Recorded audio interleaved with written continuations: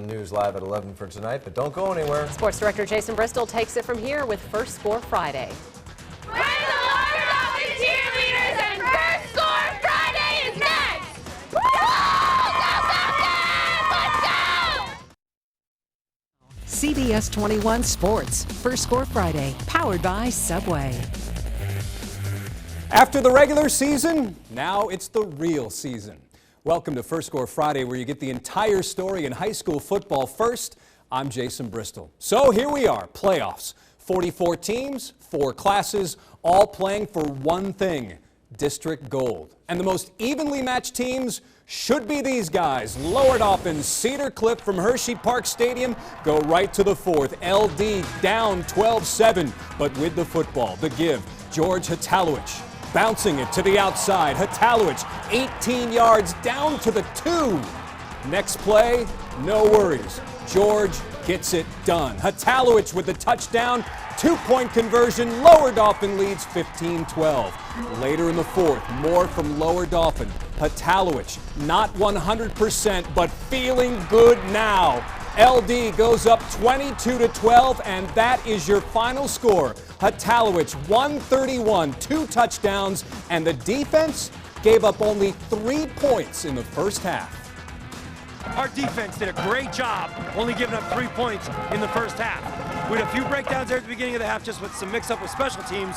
But then offensively, George Hatalowicz stepped in on offense. He was a beast in the second half. As a unit, and as we came out the second half, basically we wanted it. We wanted it more. That's basically what our coaches told us. Say, hey, who wants it more? As a senior class, we told each other last night. We said this isn't the last time we're going to play with each other. We got a couple more games in us, and that's how it's going to roll. And unfortunately, it's the end of the road for Cedar Cliff and its incredible running back, Jaden Demi. Lower Dauphin, a little payback for a loss to Cedar Cliff back in Week 5. Up next for the Falcons now in the quarterfinals, will it be Central Dauphin on your right, Carlisle on your left? Does a 16 seed have any chance against the #1 team in Quad A? Also in Quad A, Cumberland Valley is the 6th seed at home against Redline. Third quarter, CV up big. Connor Long adding to it, 9 yards with the PAT. It's 34-7. 10 seconds later, Red Lion ball, but not for long. Connor Long with the INT. He's done this before. 21 yards off the return. Cumberland Valley goes on to win easily. 48-21. Connor Long, 3 touchdowns for the Army commit. So here's the lower half of the Quad A bracket. Wilson crushing Harrisburg 56-6. Up next for the Bulldogs, CD East, the 10 seed beating Dallastown, the 7. Cumberland Valley will be heading to Exeter Township next week. And now, let's talk about life at the top. If you're a #1 or #2 seed in Quad A or Triple A, you are basically guaranteed a spot in the quarterfinals. Guaranteed? Yeah, at this point you are. We've done the research, and here it is. In the past 10 years, the highest seed to lose a first-round game, Lampeter Strasburg, a 3 seed, losing last year to Daniel Boone. We've also had some 13 seeds winning as well, but all in all, it's a good night to be Bishop McDevitt. The Crusaders, #1 seed in AAA, on the road to states, starts with Milton Hershey. First quarter scoreless game, the give to Mike Jones. Jones finding running room and creating some to the 10, 18-yard pickup. Not an easy night to throw the ball with all this wind, so short pass will work. Tavon Bowers, Kobe White, 10 yards for the touch. McDevitt goes up 6-0. Milton Hershey putting up a good fight, but Bishop McDevitt will move on 20-0. The Spartans without Keontae Lucas, who's been ill, certainly wish the best to him. Bowers, 188 passing with 3 touchdowns. McDevitt will play the winner of this one. Northern York, the kids are ready at home against York Suburban. Fourth quarter tied at 16. Polar Bears have it, falling forward. Bobby Shelley giving Northern a 23-16 lead. Next Northern possession. Curtis Roberson down the field. Joey Rosano, what a great grab. Polar Bears have some breathing room. Joey loves it. Polar Bears love this. 30-16 at your final. Northern York, the 8 seed, beating the 9. Other winners tonight in AAA. Solanco all over Shippensburg for its first ever District 3 playoff win. The Mules will now meet Lampeter Strasburg, which beat Palmyra, And the other side of the bracket, it's straight ahead on First Score Friday. And what about the champions from the Tri-Valley League? Could it be one and done for Newport? And on Helmets Off, how does someone get the nickname Mr. 400? We are the Bishop McDevitt cheerleaders, and Helmets Off is next.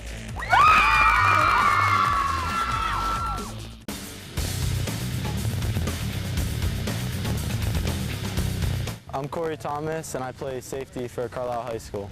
If I wasn't playing football, I would be playing baseball. My Twitter handle is Mr. 400 because some kid told me I threw 400 miles per hour in baseball, so he just started calling me that. My teammates will be surprised to know I used to listen to country music a lot. My favorite Subway sandwich is Black Forest ham and pepper jack cheese on Italian with Chipotle sauce. I'm Corey Thomas, and my helmet is off. Mr. 400, yeah, I'm down with that. But now, well, now we're about to find out if Corey's helmet is on for the final time. Carlisle, last team in Quad A, which means a trip to Landis Field for Corey to play #1 Central Dauphin. CD in green, up 3-0, make it 10-0. A.J. Millar pushes his way in. The refs confirm it, again 10-0. Later in the first, on defense, CD making a big play. David Payton with the pick. Payton will set up a touchdown run by Raleigh Serb, and the Rams go up 17-0. Central Dauphin rolls. 59-39, the top team in Quad A. More from Quad A, Hempfield drawing Southwestern in the first round. Pick it up in the fourth, 17-14 Hempfield. Black Knights driving. Sam Kramer, quarterback keeper. Sam Kramer going the distance, 28 yards. Hempfield leads 23-14. 3 minutes left. Southwestern needs points. Brock Guyman locking on to his receiver, Jeff Green. Green doing the rest, 25 yards. It's now a 2-point game, 23-21. Southwestern back with the football. Minute to go. Guyman will be picked off, and that's how it ends. Hempfield is a winner, 23-21. So the other half of the bracket in Quad A now shakes out like this. Central Dauphin will meet Lower Dauphin. Hempfield's going to play Manheim Township. The Blue Streaks tonight beating Governor Mifflin. Well, we're always talking about most points, most rushing yards, most touchdown passes. But what about most improved? Big ups to these schools doing a complete 180. At the very top, it's Hanover. Last season, 2-8. This year, Nighthawks 9-1. That's a 7-game improvement. And right behind them, Susquehanna, which didn't make the playoffs, despite improving by 6 games. And then you have Susquehanna Township and Hamburg, each with 4 more wins than a year ago. That Hanover team, Bill Ricart's boys, the #4 seed in AA, facing the 5, Biglerville. Not going to be easy. Here's proof. Nighthawks down 7-0, pass deflected. Scott Cooper has it. Biglerville adds a field goal to go up 10-0. Next Hanover possession, Kyle Kraut picked off Ben Herda, and Herda will take it to the 1-yard line. 2 plays later, Colton Sense, one of his 4 touchdowns, 171 yards rushing, 17-0. Biglerville wins 30-7 still. What a tremendous season for Hanover. And it's another big one in AA. Newport on its field saying hello to Boiling Springs in the first. Newport in blue. Dalton Klinger, little stiff arm and some moves. Klinger breaking loose, 27 yards. It's 14-0 in the second. Newport going up top. Noah Heimbaugh. Noah Reek, the catcher, 35 yards. Newport, second playoff win ever. 45-8 over Boiling Springs. Now, during the regular season, Newport averaged 30 points a game. Tonight, Buffalo's nearly had that many in the second quarter. How'd all this happen? Here's CBS 21 Chanel Douglas. She was there for the entire game. This is Newport's very first playoff win at home and only their second playoff win in school history. Huge moment for the players, the coaches, and of course, the community. First one at home, you know, to be able to do that for this community just makes you feel great. I mean, it's what we talked about for a long time, and we were able to get it done today. We were very confident coming into the game. We executed our offensive and defensive game plan very well, and we're preparing for next week and hopefully going to beat Berks Catholic. Next week, the Buffaloes will head to Reading to take on Berks Catholic in the semifinals. They'll hope to get revenge from last year's 48-0 loss, and kickoff for that game is set for 7 p.m. Reporting in Newport, I'm Chanel Douglas, CBS 21 News. Thank you, Chanel. With her help, we're now filling out the rest of the AA bracket. Hamburg, Wyomissing, that game is Saturday. Berks Catholic dominating Anvil Cleona. As we just mentioned, it's Berks against Newport. And of course, next week, the Class A playoffs are also starting. And last week, Kevin Kenny from Susquehanna nearly set a District 3 rushing record. Has he piled up enough votes now to be our Subway phenom?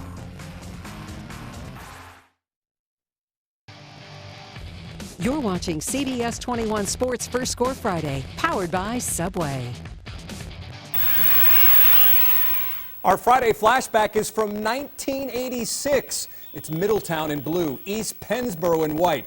This is how the final week of the regular season looked that year. Middletown winning this game 23-6 and then going on to win the District 3 championship. And tonight, same two teams meeting in the AAA playoffs. East Pennsboro on the board first. From the 5, Onassis Neely never gives up. He's in, and it's 6-0. Panthers build a 22-0 lead. But Middletown is dangerous, with Jalen Thompson finding another route to the house. 39 yards, 22-6. But East Pennsboro comes right back. Kai Dennis, 1-yard score, East Penn getting it done big time, 42-20.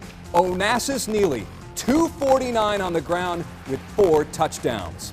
Over at Susquehanna Township, this is more like it. The Indians last year sitting at home right now after going 3-7.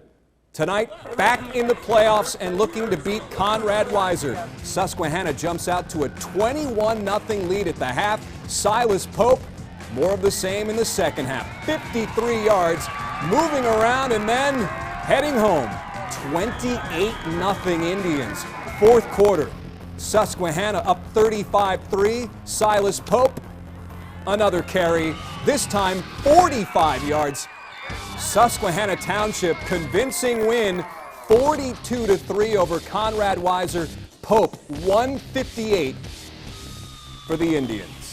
One more game in AAA, Manheim Central. The Barons ready for Spring Grove. Early in the first, Manheim Central from the 3. Damon Camacho punches it in, 10-0 Manheim Central. Still in the first, Barons driving. Cody Kegeries, quarterback keeper. And this quarterback can move. 65 yards up the gut. 17-0 Manheim Central. Second quarter, more from the Barons. Camacho. Damon has a blocker and has 6 more. 22 yards on the touch. 24-0 Manheim Central at the break.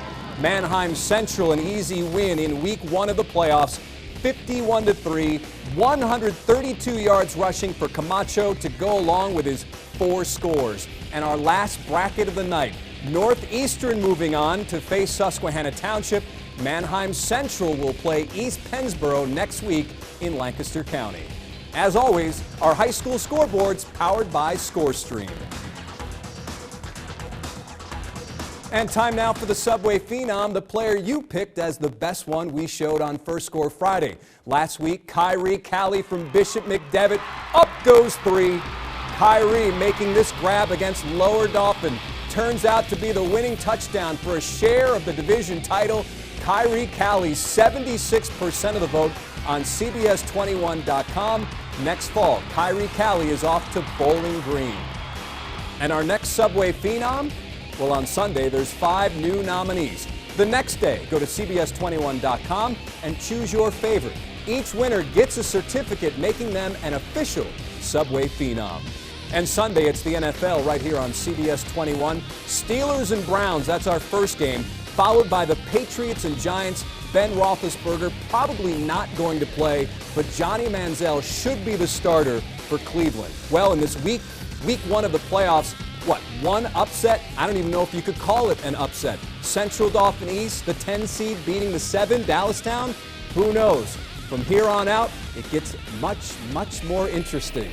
For all of us here at CBS 21, I'm Jason Bristol. Thanks for watching First Score Friday, and have a great weekend.